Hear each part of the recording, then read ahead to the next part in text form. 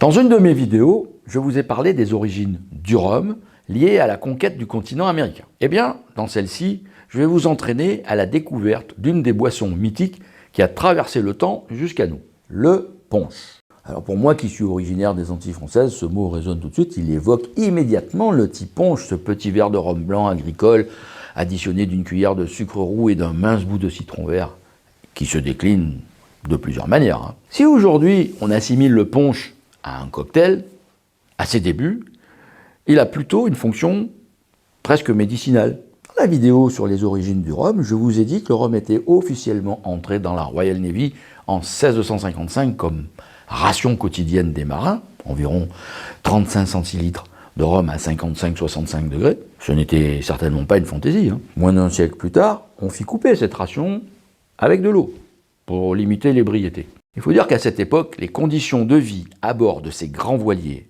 parcourant les mers durant des mois, étaient franchement mauvaises. On parle là seulement des conditions sanitaires, et plus particulièrement de l'alimentation. La nourriture se composait essentiellement de biscuits secs et durs, qui pourrissaient vite dans cet environnement humide, de légumes secs, haricots et pois, souvent infestés de vers, ainsi que de salaisons de viande et de poissons. Pas ou très peu de légumes ou de fruits frais. Côté boisson, c'est pas mieux. Embarqué dans des fûts de bois, l'eau croupit rapidement. Dans la marine anglaise, il y avait de la bière aussi, mais elle devenait vite aigre. On pouvait également trouver du vin, mais c'était plus cher. La condition sanitaire du matelot à cette époque est à risque. La quasi-absence au menu de fruits et de légumes frais durant des mois conduit à une grave carence en vitamine C. Il en résulte une maladie mortelle, le scorbut, qui causait d'énormes ravages à cette époque. Alors quel rapport avec le rhum, me direz-vous? Eh bien, dans un premier temps, déjà, quand il est coupé avec de l'eau, il l'empêche de croupir. Puis, quand on a commencé à comprendre que les agrumes, qui se conservent mieux que les autres fruits, étaient utiles pour lutter contre le scorbut, l'association eau, rhum, sucre, agrumes a vite été adoptée à des fins curatives, ainsi que pour maintenir le moral des marins embarqués et éviter les mutineries. Attention tout de même, l'ivresse à bord était punie par la flagellation.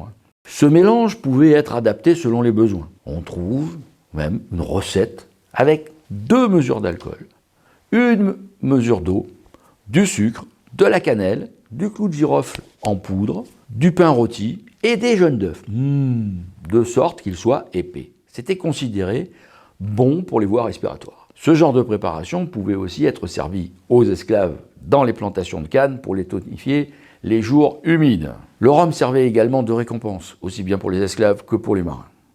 Avant de poursuivre cette vidéo, je vous précise qu'Esprit Rhum, c'est autre chose qu'une simple chaîne YouTube. C'est un outil. Alors n'attendez pas. Inscrivez-vous gratuitement et sans engagement à mes conseils pour bien choisir vos rhums. Le lien d'inscription est dans le descriptif de cette vidéo.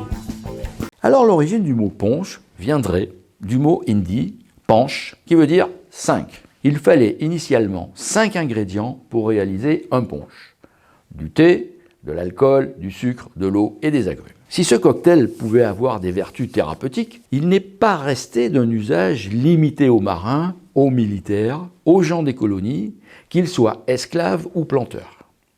Il a rapidement été adopté et fortement apprécié par la société anglaise, puis à partir de la seconde moitié du XVIIIe siècle, il est devenu très populaire en France aussi. On le préparait et on le servait dans un grand bol, le bol à punch ou punch bowl, qui pouvait être en verre ou en porcelaine. Il existait une grande variété de punch où la composition et les ingrédients changeaient. Il y en avait aussi qui se servaient chaud.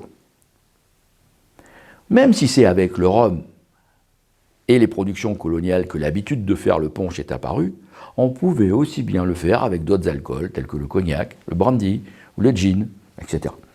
Aujourd'hui, le punch est au pluriel. Il revêt bien des facettes. Alors, je vous souhaite de faire de bonnes dégustations, restez prudents et à bientôt. Pour être informé de mes prochaines publications, abonnez-vous et likez-nous.